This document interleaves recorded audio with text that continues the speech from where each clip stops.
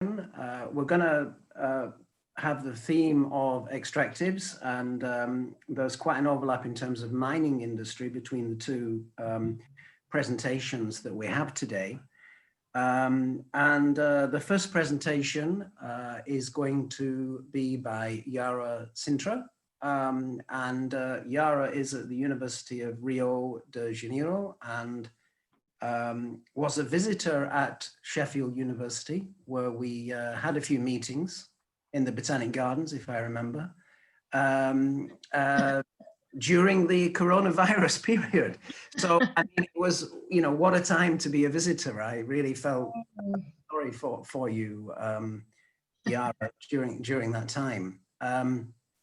Anyway, if Yara, if you want to begin your presentation, you can do that right now. Maybe people should kind of mute while Yara is speaking. That would probably be a sensible thing, and then we can come back come back again at the end of our presentation.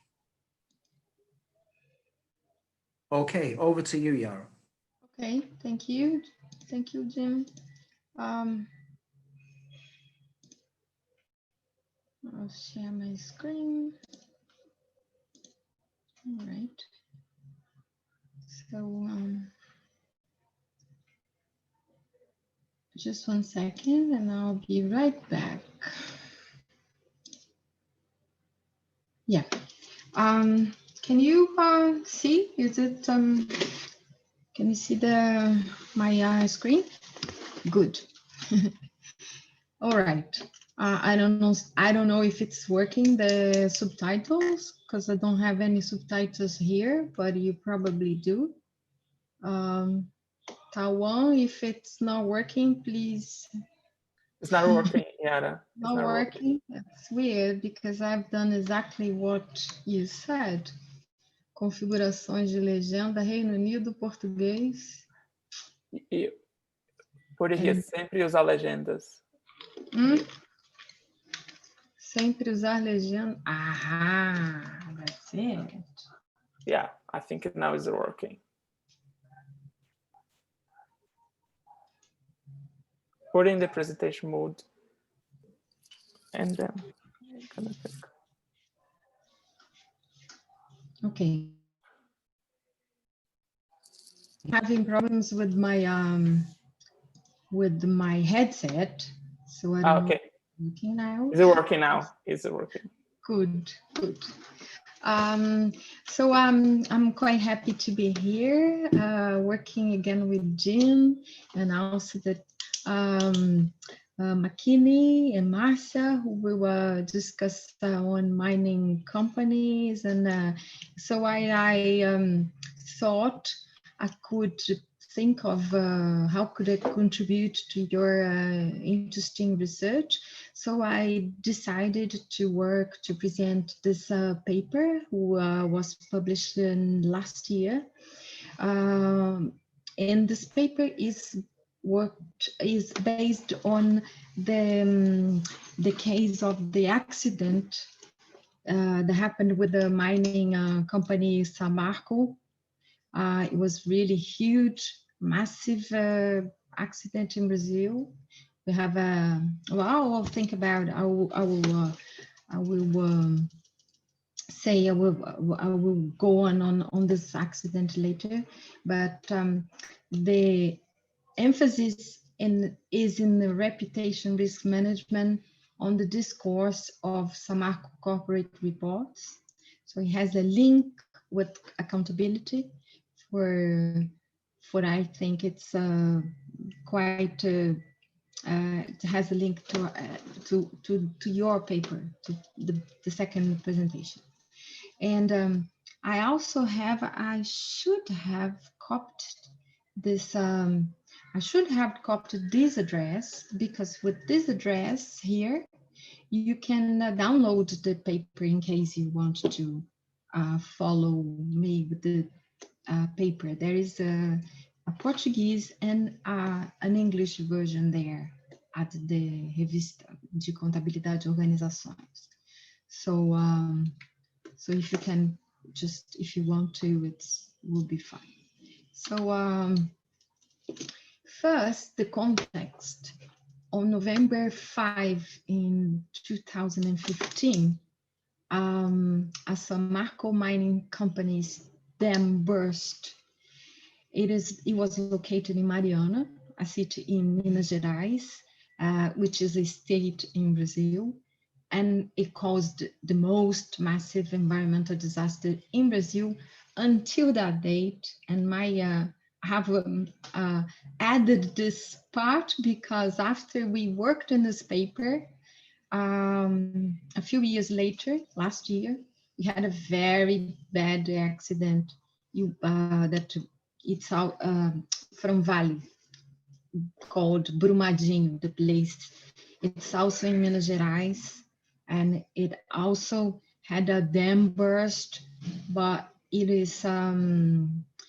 it happened in 2019. It was bigger in killing people. More people were killed in this 2019 accident. But this Mariana's accident was the worst regarding environmental consequences. So what happened? The disruption of the Fundão Dam, that was the name of one of the dams, and the displacement of the Santarém Dam, it was the second one, generated a wave of mud which annihilated the municipality of Bento Rodrigues. The enormous amount of solid tailings caused severe problems in 7 more districts of Mariana. So not only this Bento Rodrigues, but also 7 other districts. Eventually reached another state of Brazil, the Espírito Santo, and rivers and sea, and wow, it was really massive. So besides the environmental impacts, there was the destruction of homes, infrastructure and pasture areas, fields and forests, death of domestic and wild animals, and the most important thing, the loss of 19 human beings that were killed in the accident. The books, Serra 2018, it's from a journalist, and she spent many months there interviewing people. It's a quite interesting book and very sad too. It's a very thick book, and I found myself crying many times when I was reading because of the research paper. I found myself crying, really emotional, because she collected and told and she tells in the book the stories of the people living there, people who were individuals, not like a massive group, but individuals, what happened to each one of them, or some of them. Samarco Mineradora is a privately held mining company, and it is controlled in equal parts. It's BHP Billiton Brazil, which is a Anglo-Australian corporation, and Vale, which is a Brazilian company which was privatized a few years before. It used to be a state owned by the state, but then it was privatized, and both of them, they own as a joint venture, they own Samarco. This company is primarily an exporter, especially iron ore pellets for steel industry market. Just to have an idea of their reach, they sell their products to many continents, like America, Asia, Africa, Europe, and the Middle East, and that's about 25 countries. It depends on the year, one year, compared to other, but usually it's kind of average, right? So the context of what happened. There has been a significant increase worldwide on the disclosure or the elaboration and disclosure of social responsibility reports. We in social accounting, we understand, we recognize them by many names. Social reports used to be the old name, or we still use it, but then we start calling them corporate social responsibility reports, and later sustainability reports. And we also acknowledge they are voluntary, predominantly voluntary in most countries. And in Brazil, except for electric companies, they are voluntary too. So they are supposed to improve accountability. That's what Gray, Owen, and Adams claimed. But in contrast, some other authors understand that social and environmental reports can be used to the benefit of reporting companies and not to a broad group of stakeholders. So in this case, this would limit their accountability potential instead of improving accountability.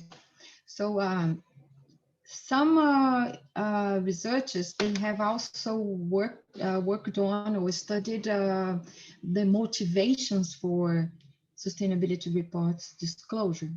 And legitimacy is usually one of the motivations. We also found reputation as a motivation with the potential to influence disclosure. So we used Babington, Larinaga, and Moneva framework of reputation risk management and its processes to investigate Samarco's communication, Samarco's reports, sustainability reports, both previous to the accident and after the accident. So the objective of this research was to investigate the influence of reputation risk management on the disclosure of annual corporate reports focusing on sustainability reports.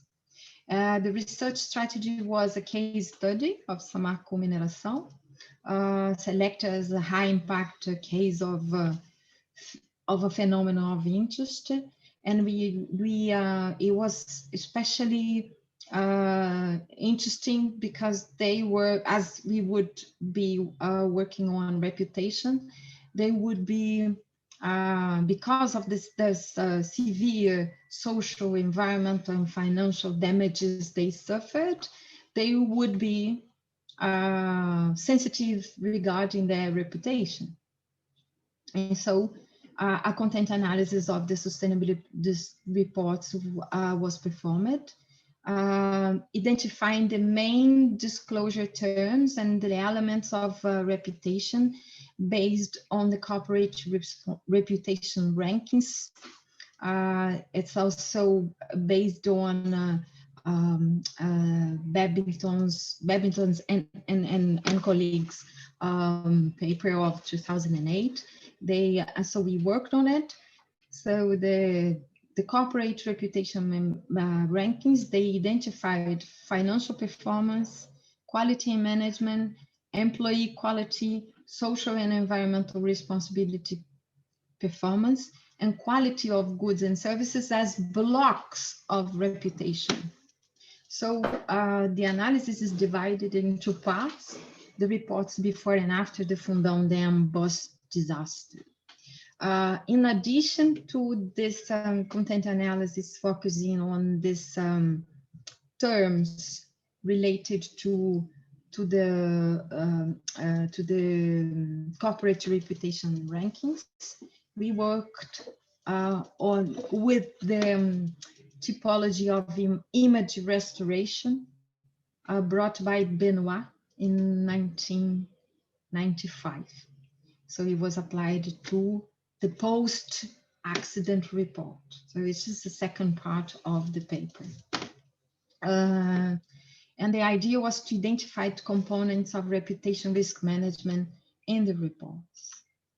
So the ideas of the contributions of the papers were contributed to the literature in theoretical and conceptual, methodological and practical dimensions. First, the study seeks to develop the proposition that reputation risk management may fill gaps in the theory of legitimacy. The article also presents a schematic method of analysis for comparing the results and the base theory. And as a practitioner point of view, we understand the research aims to encourage organizations to engage in greater transparency and accountability in their search for reputation and legitimacy.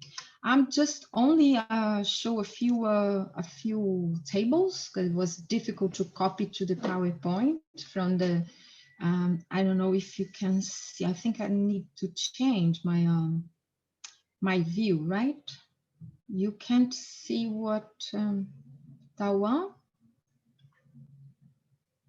I don't think you can see my PDF. Can I? No. No, you have to change any tables. You say, okay, so I'm gonna change it. I'm gonna change it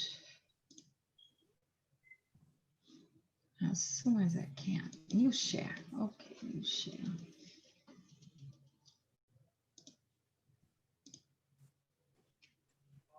Now you see. Yeah, we see it. Yeah. Yeah, just 1 second. So this is the paper, Reputation Risk Management on the Discourse of Samarco Corporate Reports. And I'm just going to show you a few tables, a few charts to as the results go on. So first of all, we worked with this Benoit typology of image restoration. So he separates the strategies and sub-strategies of how companies which suffer pressure on their reputation, they would go. It somehow has, I think there is a similarity with the Oliver's strategies of legitimacy, but this is based on imagery, which in the paper has like a few, they're very close concepts, but they are a few, they are different. Anyway, so they show this Benoit typology shows many different strategies and sub-strategies to deal with the pressures of reputation. And then we worked on it. We first, just remember the first part, I think, should okay. I think I've presented methodology also, right? So what we've done is where we were, with the content analysis, we worked on this sustainability reports, and we found words that we used a software, Iramutec, and this Iramutec, and this software found out like clusters of words or clouds of words that would fit into that emphasis on that concepts. Let me see if I can show you here. Here. Oh no. Here. Sorry to navigate because it's a long paper and I have just like not much time to prepare. So for this concepts of generated by this corporate reputation ranks, we found that the reports, they somehow identified words and linked it to the specific yearly reports. So for instance, in 2012, we found that most words were related to an emphasis on management. So let me pick up a bigger one here, which is the report after the accident, which was a biannual, not yearly report, but a biannual report.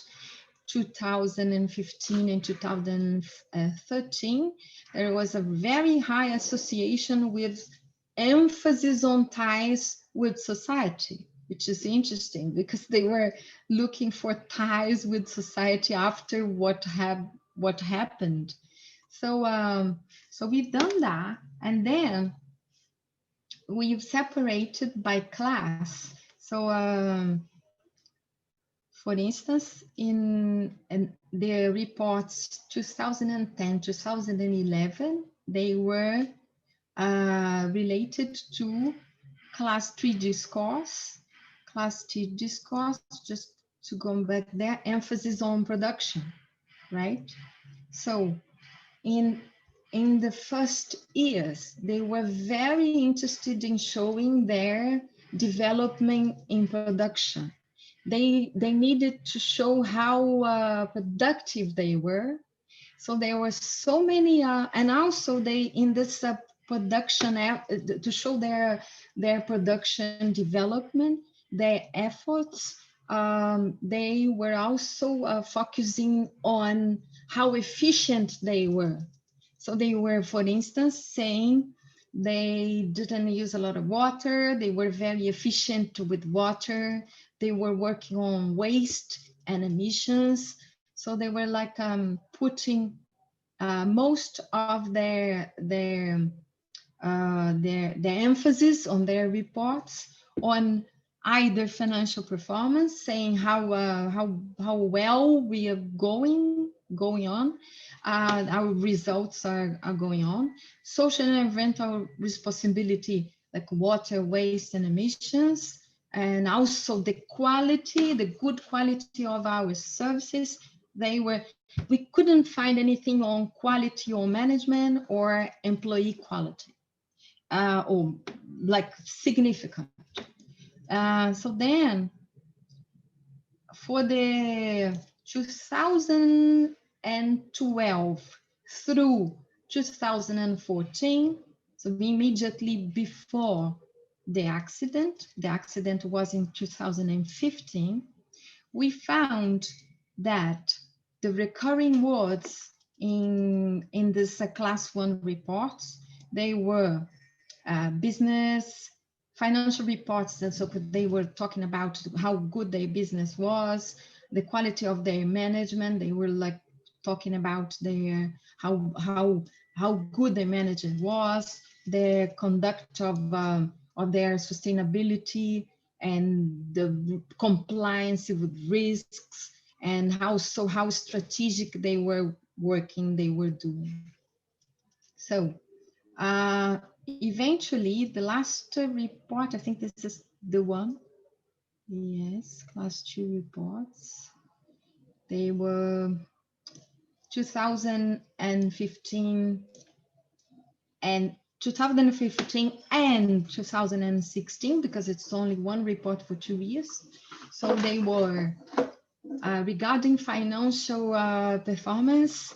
They were talking about economy and the contribution to the local economy, because they were like somehow trying to convince that they were ready to be back in business very soon.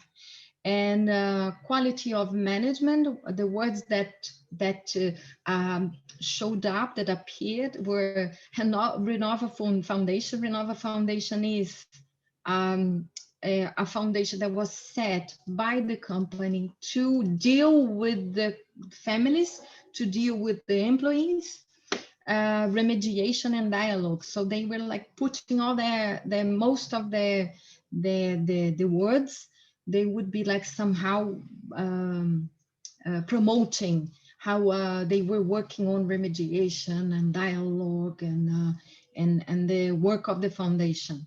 Employee quality, they would there are some parts that say they are also because they weren't working, they were trying to get the employees educated, or like doing more courses and being more prepared for the future.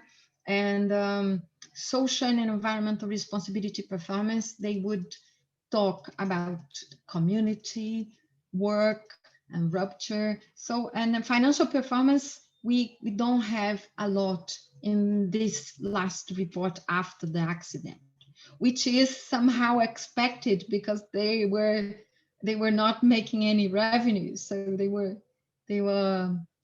stopped. They weren't working.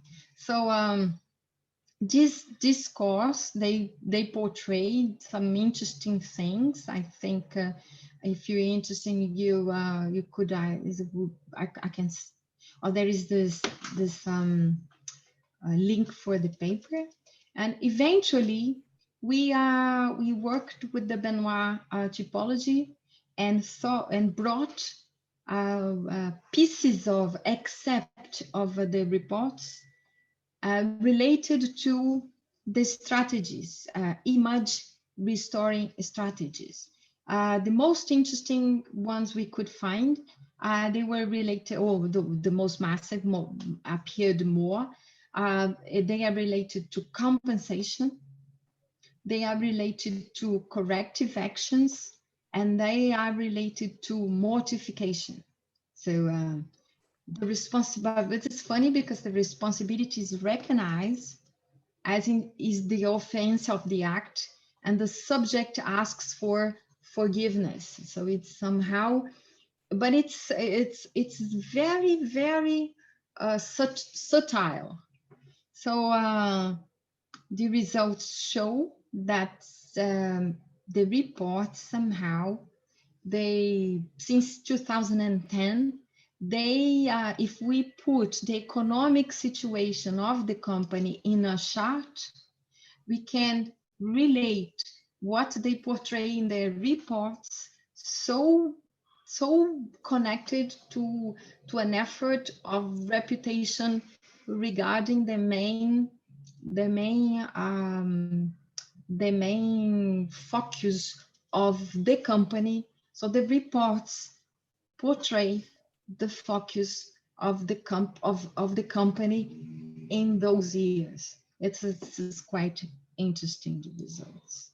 So and it was a master dissertation thesis of one of my students. We worked a lot, and we in his master dissertation, which is a bigger, longer, we have like a clouds, word clouds. This is really interesting, the final results. So well, I'm open to questions. Yeah, thank you very much. Thank you very much, Yara. Yeah, there's a couple of questions just come up on the on the board there. One is from Sylvia, and she is asking, should we call it an accident? Oh, words matter. Should we call it an accident? There is a you should read the paper. There is this discussion there. There is this discussion there about how we should call it. Somehow we worked on it. It's even worse. They call environmental accident because it is an accident. Mm-hmm. It is an accident. They also Aurora and Brodia in 2017, I think, or 2016. It's related here. They also worked and in this how to call it. It's a BP accident a few years ago, and we were also discussing how to call it. Should it be called an accident? So it's a very interesting point, Sylvia. Yeah, Sylvia, is Sylvia there? Can Sylvia voice a question, voice a response, or?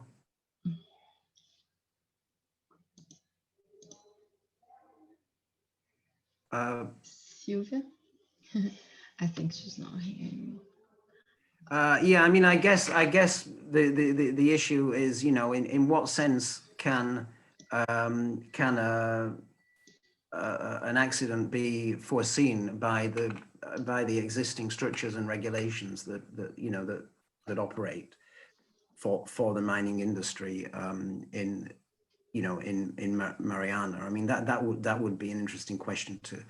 I think that's probably behind the question. You know, in what sense could this be foreseen, and in that sense, could it really be seen as an accident? You know, but yeah, I mean, Fernanda, you've got a question. It says it's intriguing that Samarco Discourse pointed to being ready to get back to business.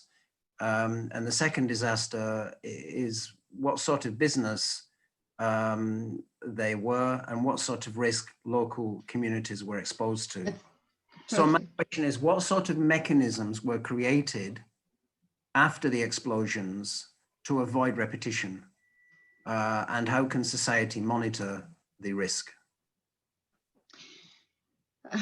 This is quite interesting because we expect the sustainability reports to be an instrument, a tool for accountability for stakeholders in general. But what we see, and unfortunately, what we see is like somehow it's another instrument of promoting companies and not really accountability to because for instance this the second accident, well the second accident, inverted commas for me, was really worse than the first because it's wrong from the very beginning. They made constructions on the way of the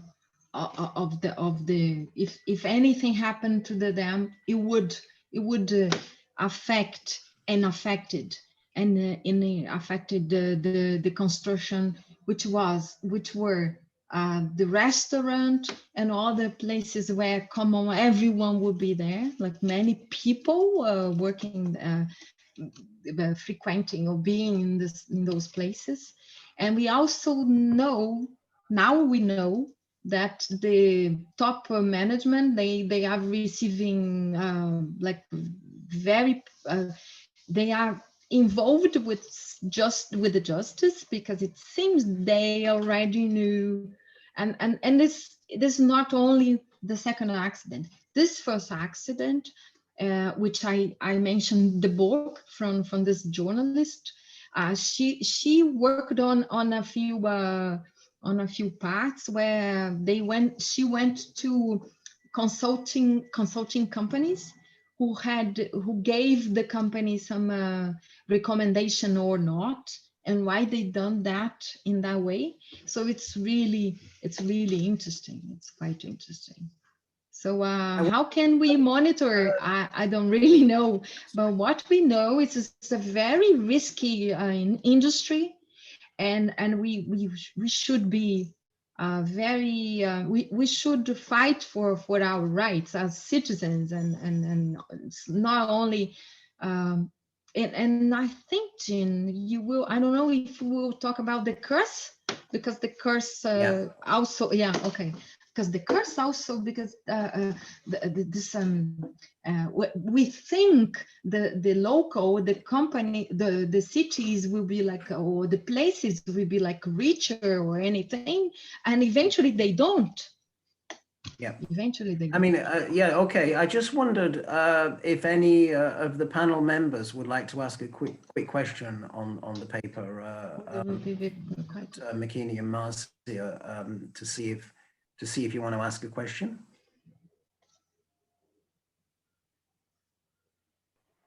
I'm okay. I don't have any questions. Okay. Okay. Marcia, do you have a question, or no? I just wanted to congratulate Yara on the paper itself. I thought it was really, and for your passion about it. I mean, I think, I like research that is really driven by, passion and a deep commitment to, you know, the social issues, as opposed to, you know, some research that is very instrumental. I just want a paper. So I think it shows in terms of the quality of the paper, as well as, when you talk about reading, the book and you cried.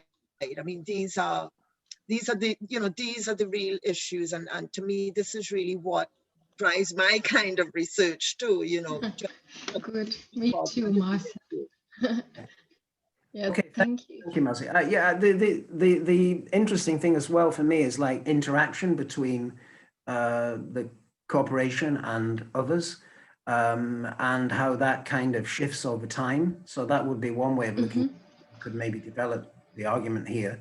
That there are disclosures and communications by the company, and then others will communicate, and then the company will possibly come back on that.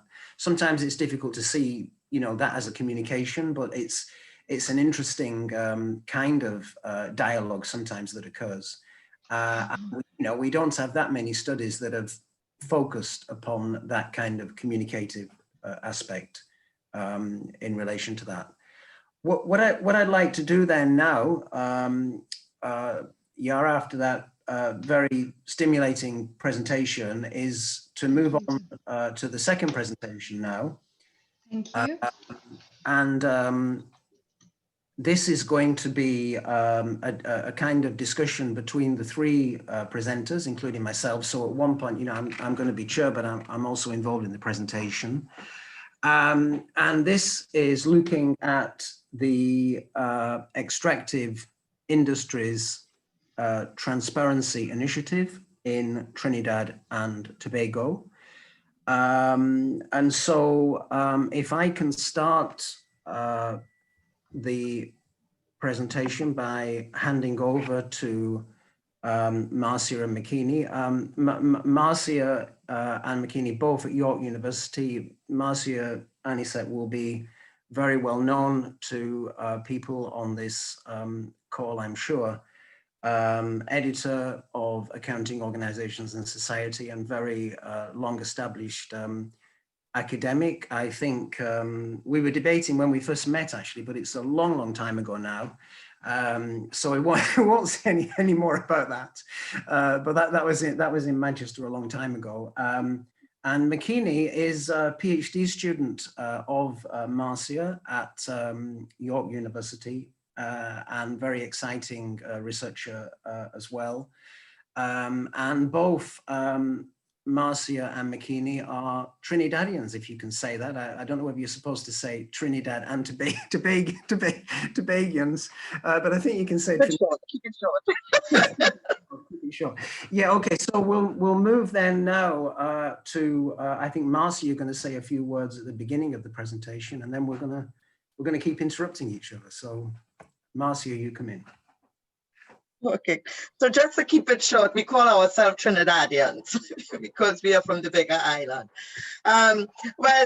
First of all, let me first thank the organizers of QRCA for inviting us to participate in this panel discussion, and really to share some of our reflections on transparency in practice. I don't know if you guys are seeing the title, but the title is Reflections on Transparency in Practice, the Case of the Extractive Industries Transparency Initiative in Trinidad and Tobago. And as the title suggests, Jim McKinney and I are involved in a research project. We're not going to be talking about a paper, but we really be talking about the project itself that specifically looks at the important implementation of the Extractive Industries Transparency Initiative, called the EITI, which was imported and implemented in Trinidad and Tobago, our home country. For those of you who don't know, Trinidad and Tobago is an oil and gas producing economy. It has been involved in petroleum production and export since the first decades of the 20th century, I think 1908. So it is a country, it's a twin island nation state. It is a country with a long history, more than a century, in the extractive industry sector. We, the three of us, have gathered a substantial amount of primary and secondary research data, largely interviewed data. Jim McKinney and I have interviewed people in the extractive, with the petroleum sector in Trinidad. Jim and I have interviewed individuals in the body in Trinidad that is charged with the implementation of the EITI. So we've done a lot of interviews, not as much as we plan to do, but we have had a substantial amount of interview data, and with some key individuals. I think that is really what is important. Jim and McKinney in particular have spent an enormous amount of time also gathering and digesting textual data. The three of us have met several times to discuss some of the emergent themes, and I guess what we hope to accomplish in this session is to introduce some of those themes that we feel would call for further empirical and theoretical elaboration. In particular, there are themes regarding how transparency is constructed and performed. Of course, and I think Yara alluded to it, there tends to be a strong discursive nexus between transparency and accountability. So that explains why we are interested in this, as accountants are interested in this construct called transparency. There are themes of locality, namely how the global and the local intersect in the instantiation of transnational initiatives, which could provide insight into research on transnational accounting and audit regulation, which are concerned with that same, interplay between the global and the local in the implementation of these globally conceived initiatives. So those are just two. I mean, there are many other more themes that came out, but I wouldn't want to spend too much time here. So first of all, Jim will give us a bit of context, elaborating on these themes. And as he said, this is fairly a relaxed kind of panel that we thought of, where McKinney and I will jump in at various points in the discussion, really to add some further, probably empirical or conceptual flesh to something that might be being discussed by Jim. So over to you now, Jim. Yeah, thank you very much, Marcy. The EITI itself was formally introduced. It formally emerged soon after the start of the new millennium. And you can link it to significant NGO campaigns in the late 20th century, especially coalescing under what was called the what is still called the Publish What You Pay movement. Interestingly, it was formally introduced by the UK government under the Labour administration of Tony Blair. The basic idea is that corporations involved in extraction should disclose the payments they make to the governments, that is to say the national government and any local governments, whether it's in the form of taxes, patents, fees, licenses, royalties, etc. And then the government should disclose its receipts, and there should be an independent audit reconciling the payments with the receipts. And transparency, as Marcia was saying there, is linked to accountability and the idea of local participation in natural resources governance and local pressure, if you like, upon disclosure for good local development. And governments and corporations were encouraged to voluntarily sign up. McKinney, do you want to say something there? Yeah, so I guess just so that now that we understand, where the EITI came about, now we need to sort of put it in context of Trinidad and Tobago. So we mentioned before that Trinidad and Tobago has been producing oil and natural gas for a while. But to add more depth to that, we started in 1908 to produce oil. This is when we were still a colony. So we then went through independence and then took on this production and this extraction as an independent country. And so we progressed through that while still maintaining and building and improving on our abilities within the extractive industries. So just to put it in, give you some numbers, we just have 1.3 million people, but we, in the early 21st century, were exporting up to 77% of LNG to the United States. And so that's just to give you an idea that natural resource management in Trinidad and Tobago is seen as a sort of success. This is not to say that there haven't been issues. People always have an idea of what could have been done better. Certainly things could have been done better, but in the context of what we know as the resource curse, which is that these countries that have that are rich in natural resources tend to be poor financially or economically. But Trinidad and Tobago really has not suffered the brunt of that resource curse. We are seen as a relative success story. And so now we'll use that, the EITI, how it came about, and the context of Trinidad and Tobago, and sort of give you the theoretical argument of where we're going with this. Yeah, I mean, as McKinney was suggesting, though, there's something really interesting about the TNT case, because obviously natural resources are so important for Trinidad and Tobago, so important for the socioeconomic context. But at the same time, Trinidad and Tobago is in relative terms appears to be a success story as far as that management is concerned. And when you speak to senior people in the EITI globally, that's what they say. They say, oh, Trinidad and Tobago is a country that is not really impacted too much by the resource curse.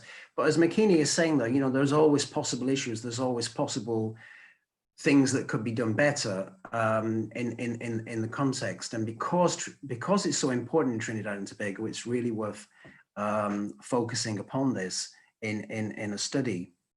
Now, one of the theoretical dimensions that we can mention from the general literature in this kind of area would be to talk about the sense in which some themes on transparency and regulation are consistent with a hegemonic analysis. The idea that transparency can be captured or substantively captured by hegemonic forces, and that there can be private interests in transparency systems as well as public ones. And indeed, regulators or the people who actually do the regulation or the professional bodies that are linked to that have an interest in the regulation. Who does the transparency serve? Surveillance, control by the relatively powerful could be enhanced in these processes. What if key parties are not really concerned about being disclosed upon? What if they're not concerned about being shamed by disclosures? And some argue that reliance on so-called voluntary approaches to regulation may be problematic.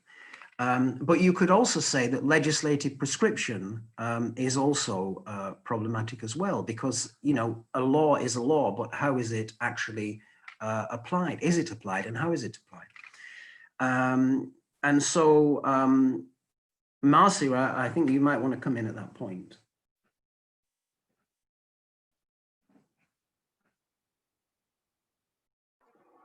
Yeah, I guess I guess what I can add here is where you speak of regulation, and you speak of a type of regulation that is transnationally inspired, or informed by, you know, particular understanding of a context, and then this is sort of transported into another regulatory context, which, you know, grows up very organically, you know, in relation to the nature of society. I mean, you know, McKinney has already given a context about Trinidad and Tobago. You know, we are a small nation state. It's 1.3 million people. And therefore, when one, you know, is in Norway and conceives, or North America, and conceives of regulations operating in a certain context, you really don't have in mind an island that has 1.3 million people. And therefore, there is always that you know, interface, and even if it, even if that weren't the case, you know, the uniqueness of Trinidad and Tobago, I think every space is unique, but anytime you've got these, you know, overlays of a global kind of initiative with, you know, pre-existing local regulations, you have that interplay, which, you know, creates complexities and gives outcomes that are unique, multifaceted, unintended, but, you know, there is no predetermination in terms of the outcomes. And that is what is really exciting about this, because as in all cases, that global local interaction can give us some very surprising, will always give us surprising results. Yeah, so if we are to consider then, what was TNT doing? What was Trinidad and Tobago doing before the EITI was put in place? Because if we accept that we are a relatively successful country at managing resources, then what were we doing to make, you know, this relatively successful? Well, it's very interesting, and I think a lot of it was organic, and you sort of see the contrast between what happened organically versus, you know, what we will show you happened when the EITI was implemented.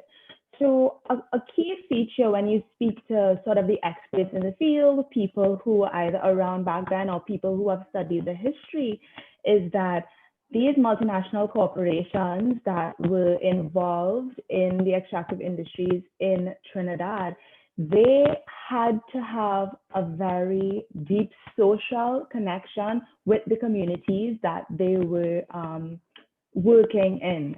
The communities would not stand for not sort of getting their piece out of it. They understood that it was their resources.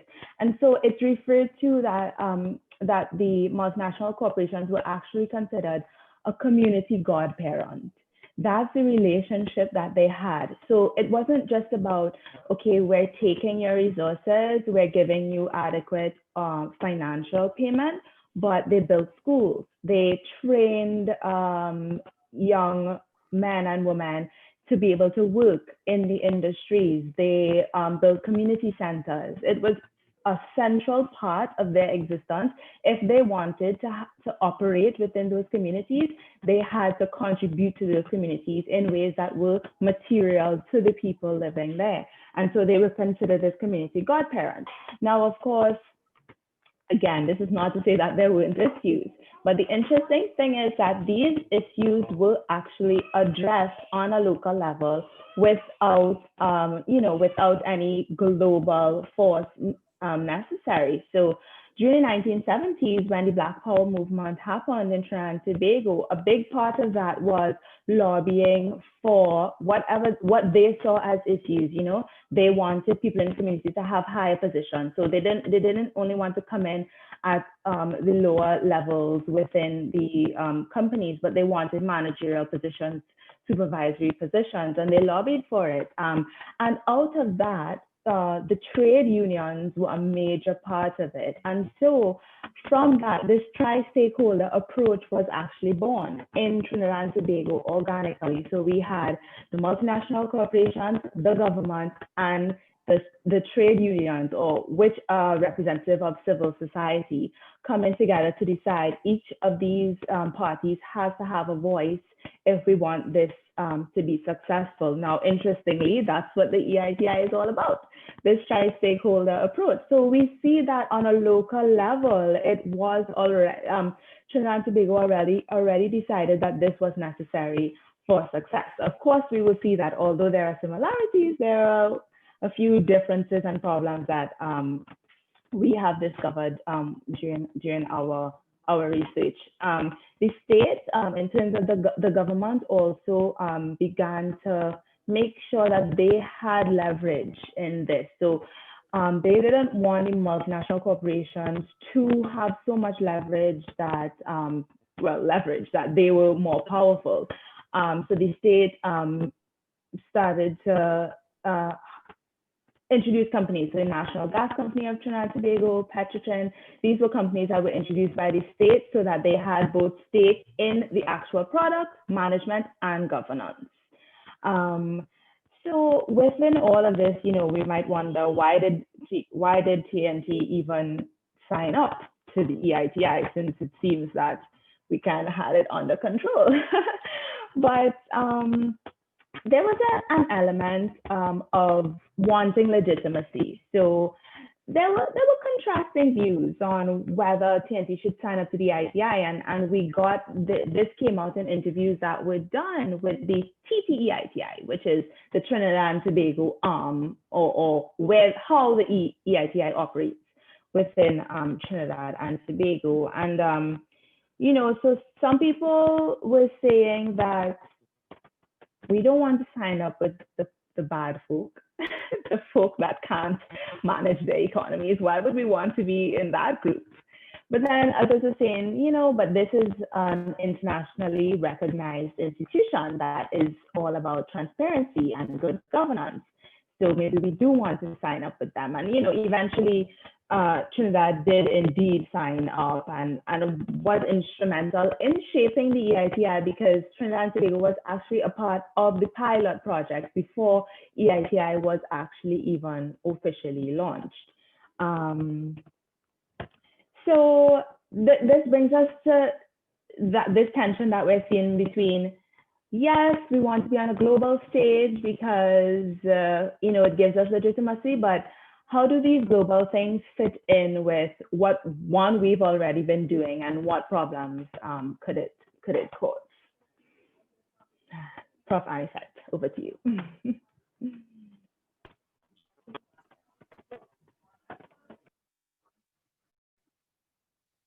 You want me to jump in here, Jim? You can jump in, Marcia, if you like at this point. I guess just to add a little bit of meat onto what McKinney was saying, and I don't want to overtake you here, Jim, and maybe you can elaborate on that later on. But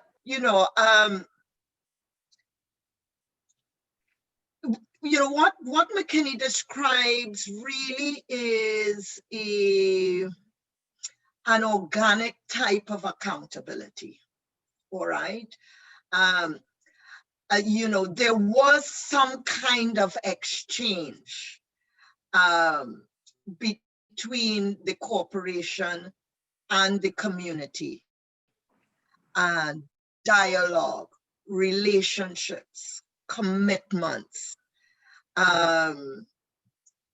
that happened. You know, I remember hearing McKinney talk, and I can't remember where this insight came from, where there would be these meetings and there would be these oral exchanges in terms of, you know, you know, in terms of enacting accountability, right? Yes. And the community came to expect that. But then when we have all of these, as I say, constructs that we want to mobilize and disseminate, you know, they become constructs that really eliminate context. That's the only way that you could sort of develop it and mobilize it. You shave off context. But in shaving off context, you shave off the most important thing about the construct. And I guess what, you know, what we are wrestling with and what we're beginning to see is that as transparency sort of became operationalized for the purpose of accountability, it wasn't just transparency in its own right, but transparency towards an end. For, you know, with accountability as the end result, certain exchanges, certain relationships, certain ways of being changed. And, you know, by sort of reconstructing transparency, or constructing it rather than in a way that it can be mobilized and instantiated in various contexts, something is lost. And the question is, what is lost in making all of these things? And this is, you know, very much prevalent in a lot of the accounting literature, where we have these nice abstract concepts. You know, McKinney is working on quality of healthcare, you know, all of these nice fuzzy things, and to make these things, you know, operable, they become subject to metrics, objective kinds of measures. And anytime you start going that route with, you know, trying to make these things measurable, you lose something, and many times you lose the richer and the more substantial parts of it. So I probably have gone off a bit, Jim, but, you know, this is when you have Marcia as a wild card. So, you know, maybe you could bring it back, sort of bring the train back on its tracks. No, I think it's great. I think it's great, Marcio. And I mean, you know, it maybe preempted some of the things we might say later, but actually, you know, added things as well. And maybe it would be good for McKinney to come in with some findings about mining in TNT that kind of connect up to what Marcia was saying there. Yes. So mining is also included within the EITI mandate, but mining in Trinidad and Tobago is quite different from the oil and gas sector. So we talk about the oil and gas sector being well organized and well regulated. And when it comes to mining, it's different. But in terms of the regulation, right, it's not as well regulated.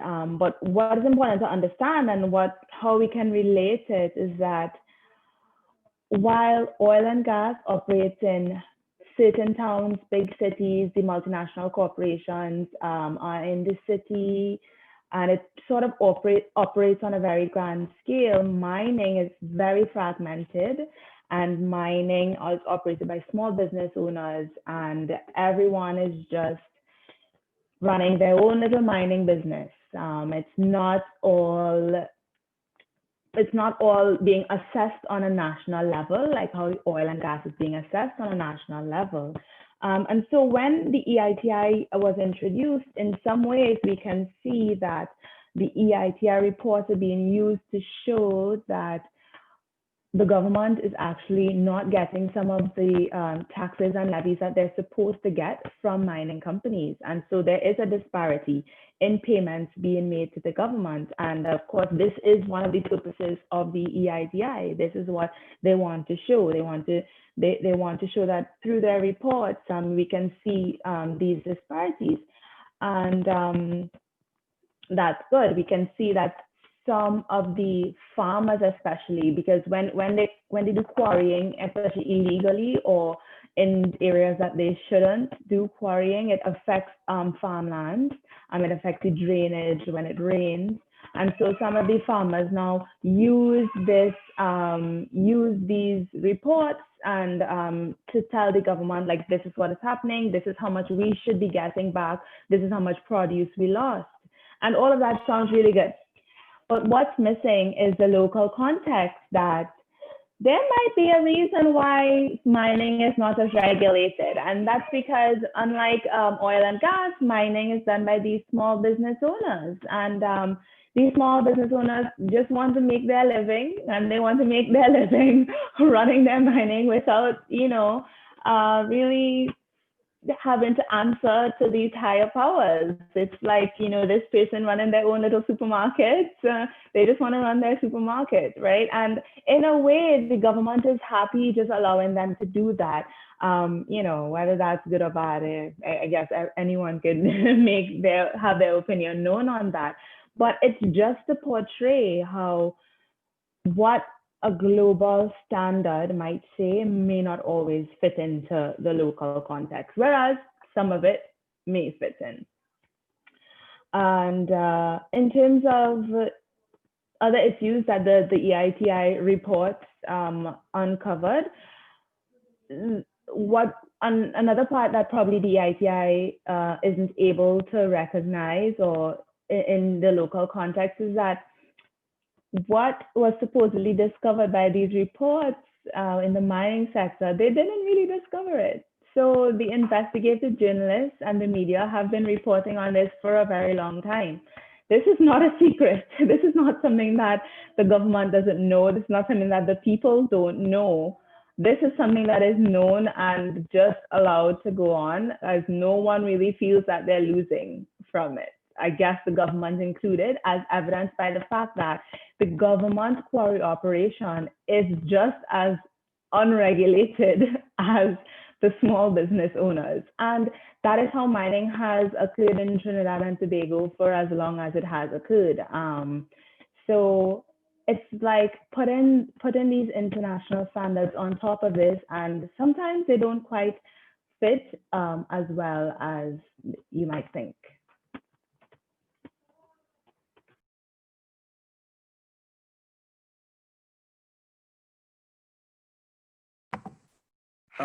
Yeah, maybe Marcia, I can just come in at that point quickly on the Petrotrin case, which is kind of another unanticipated usage of EITI, because McKinney was pointing out there about the mining cases, the mining case, and of course the general thrust of the law and the general thrust of the EITI is concerned about the big oil and gas dimensions, the big oil and gas activities in TNT.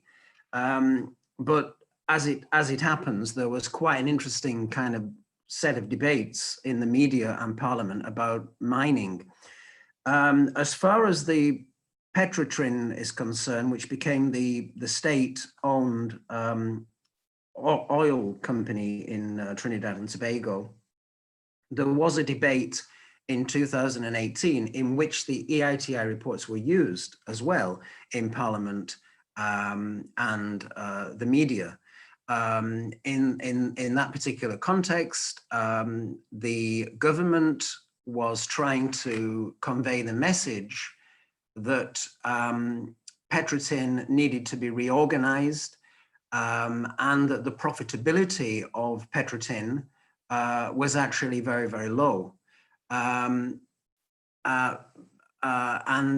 Indeed, that no payments were made based on the profits to the government. Whereas the EITI reports did show payments being made, the company accounts of Petrotin also showed profits for that particular period. So there was a debate around that. And then, of course, it kind of got complex because actually government was intending to point out that it was the refinery that was not profitable, and that it was the refinery from which no payments were being made. But the interesting point is the way in which the EITI reports were used in those debates, and that was not an anticipated usage of the EITI reports. Now, you know, the case also suggests, as Marcy was saying before, you know, a whole range of dimensions of critical appreciation of transparency and regulation. You know, our case does bring out many of these aspects. For example, transparency being overly shaped by a kind of instrumentalism, where it is disclosing, you know, the more objective and operable, rather than something like more genuine accountability. Audiences may see transparency as objective and neutral. They may fail to question or challenge the disclosure. They may trust the experts behind it. All these kinds of themes, you know, in some respects come through in our analysis.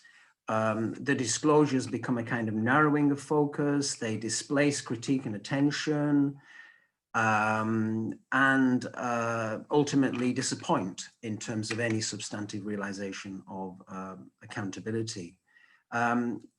Makini, do you want to so one of some aspects of that? Yeah, so one of the interesting things is that a big part of the EITI initiative is ensuring that civil society, as they phrase it, has a voice and understands how their resources are being utilized and spent, and how the money is coming back to them. But within the structure of the EITI reports, one has to wonder who's understanding it. Are the people that you want to understand it understanding it? Particularly the lower socioeconomic class of society, who, you know, sometimes are not as educated, and the reports are really technical. So Trinidad and Tobago does do simpler reports. You know, they do simpler reports that are supposedly more understandable, but the problem is still there. And one thing that we realize as well is that because you are given this structure, you are told, if you structure it like this and give all this information, you get check marks, right? You get some boxes. You tick these boxes. This is a quality report. But how does that fit into the culture of the people? So there's a very telling anecdote in one of the pieces of literature that we read, that in which a corporation goes into a community because they're going to start extracting in that community, and they finally have a town hall meeting because, you know, the citizens of the community were voicing displeasure. So they finally had this town hall meeting, and they told the multinational corporation, you all haven't told us anything. And the corporation says, what do you mean? Look at this. And they show them a thick handbook. Look at all the information that we gave you. They don't want to be communicated to like that. They want to speak. They want to voice their concerns literally with their voice, right? And so we realized that there is a sort of limiting of creativity and the possibilities of how we can communicate when the EITI was brought on board, because once you do the reports and you get your check boxes, it means that you did a good job. But who should really be evaluating who did a good job? Is it the EITI or is it the citizens of the society? How much do they understand? And if this means this medium of communication is not working for them, then perhaps we should look to other things. And one has to wonder if this structure was not in place, if these reports were not required, how then would they have communicated with the citizens? Could they have communicated with them in a better way? Because the point of having a local arm of this is that these locals know how to communicate with other locals, right? And perhaps they do. Indeed, I'm almost sure that they do, but they are limited by, or they're limiting themselves because they have a report, they got approved by an international body, they are legitimate, and so it almost stunts the creativity into what else we should be doing. And so that was really a very interesting finding.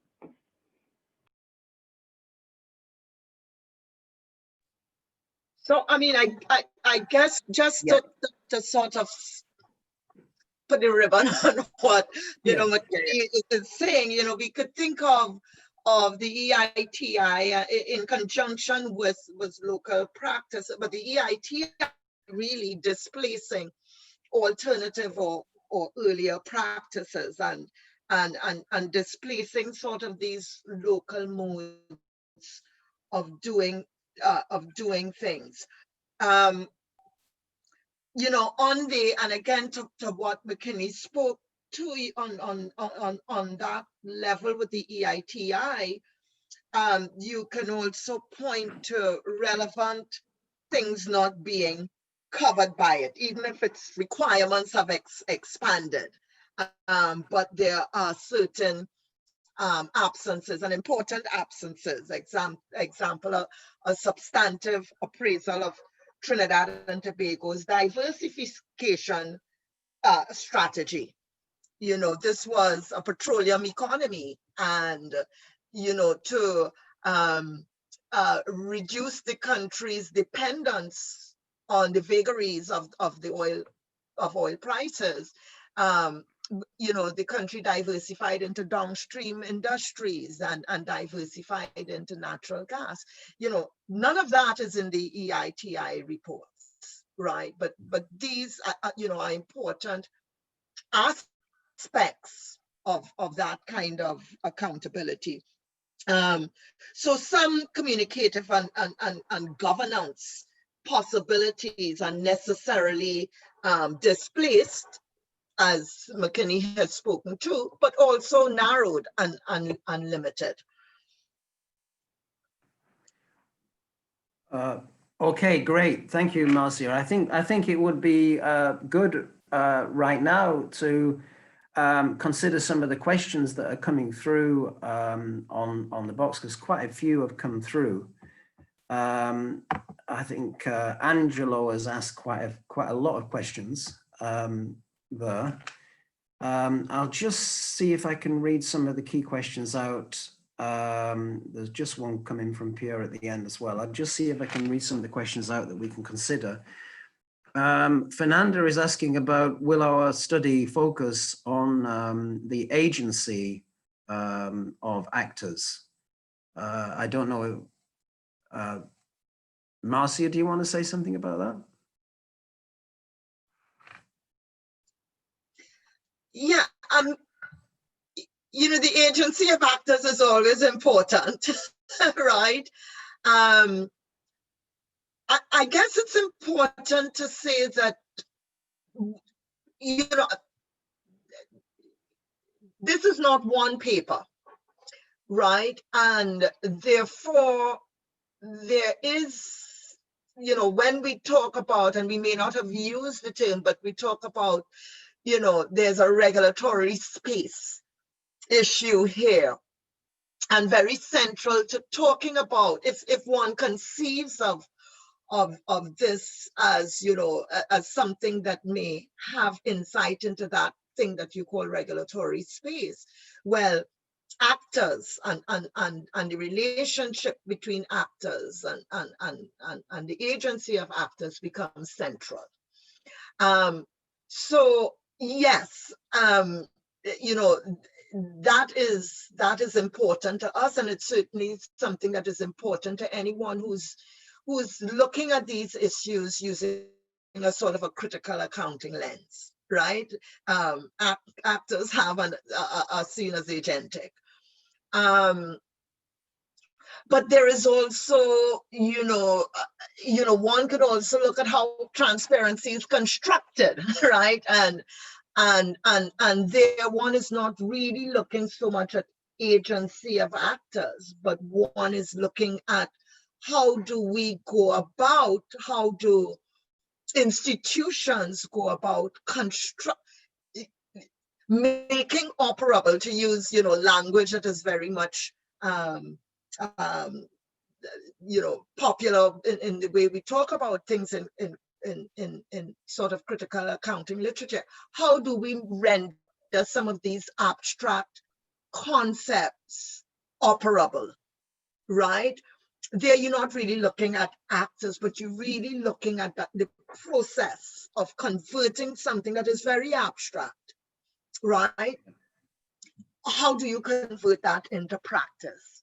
You know, another aspect of it is, well, how is transparency performed? Again, brings us back to actors. So, you know, it really depends on, you know, what piece of this complex reality that you choose to look at in a particular paper.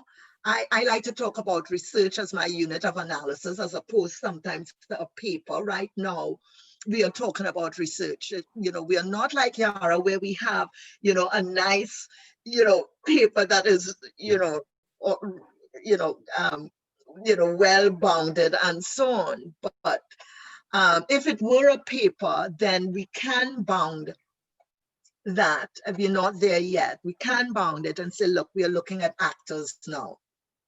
I hope that answers the question. You know, and I have yeah, not. it's a big question. It's a big question. And I think, yeah, it's a good answer to it. I mean, if I can take some of Angelos's questions, because he's asked quite a few.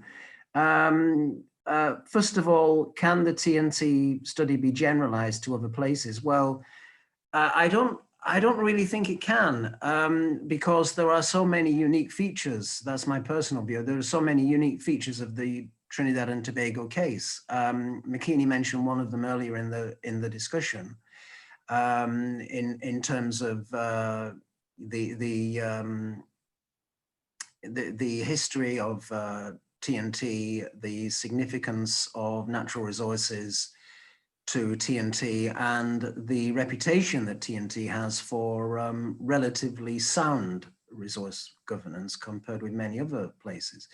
Now, you know, and I mean, we all, I think, touched upon the uniqueness in what we said so far. So I would tend to answer that by saying much of it is not so generalizable, which doesn't mean, you know, that there aren't insights that could be relevant for elsewhere.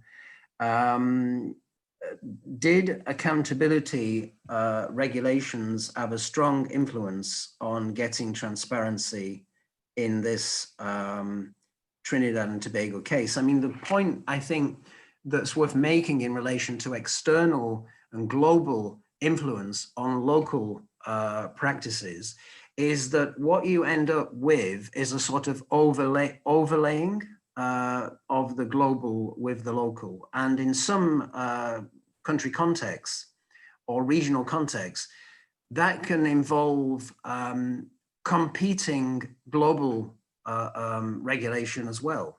If you look at the situation in Canada, for example, you have got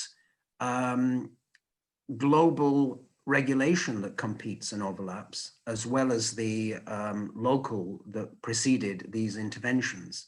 And, you know, one of the points we emphasized in the Trinidad and Tobago case is the way in which the global overlays the local in very kind of complex and interesting ways. Now, the third question that Angelos asked is about whether the disclosures were better. And I think this is, you know, again, I mean, Marcia and McKinney can interrupt me, of course, at any time, but I think the answer to that is not very easy to answer. I mean, it's a very ambivalent type of response. It's like better for whom? Yeah, that's right. Yeah, you've got to consider who they are better for, and we can see in our analysis. You know, Marcy was talking about multifaceted outcomes. And you can see senses in which the disclosures add to what was there before, but also senses in which they kind of come up against the local issues. And Phinia was asking a good question there about boundaries. Phinia said, how do the external influences relate to the local boundaries of organizations? How far do the issues of transparency and accountability relate to local understandings of the boundaries of the organizations? And I guess I mean, you know, I'd be interested to hear what Marcia and McKinney have to say about that. But, you know, one way of looking at that is that it comes up against local practices. It comes up against local culture. It comes up against a local context that is really not fully appreciated by the global system coming in. You know, that's what I mean. In the case, you can see it with mining, for instance. You can see that mining development might have been on a particular pathway within Trinidad and Tobago, and the issues that the EITI recognizes and brings to light in the particular way it does were being, as McKinney said, that were coming through in investigative journalism and were being kind of tackled. And they were being tackled in a way that was kind of very much embedded in the local context. And you know, the global thing coming in is not all positive, is I would say. I think an important thing to understand that is probably applicable to several of the questions is that on a local level, the civil society, the activists are very active. And so in some ways, there is not a lot of need for this external regulation, or they don't depend on it to get things transparent. Since post-independence, there's a particular organization called the OWTU, one of the labor unions. They have been active in this, bringing the voice of the people, the voice of the workers in on it. And they sit on the board of the TEITI today, continuing that. So they were doing it before and they're doing it now. And so there are issues with the fact that we need more civil society on board. You know, do the other civil society organizations really understand what is occurring? But at the end of the day, people are confident in this one organization, the OWTU, to make the voices of people known because they have been doing it. You know, there's not because of EITI, not because of any other external regulation, but because they've been fighting for the workers and the people before any of that was ever instituted. Thank you very much, McKinney. And I think probably we're out of time now. Just in terms of the questions that have just come in, Pierre's question, it's something to think about because I don't think we've really thought about, you know, crimes related to crypto assets and the reporting of those. I'll put that on my list of things to think about. Yeah, good question from Jose. I mean, you know, in terms of can qualitative research contribute to change reality in Brazil, for instance?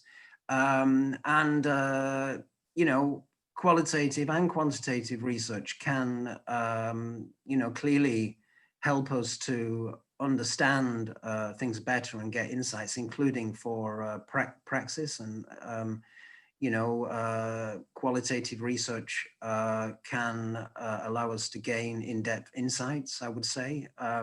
Those would be my main points. I mean, there hasn't been a great deal of research in this kind of area, you know, looking at these kind of issues in depth, I would say.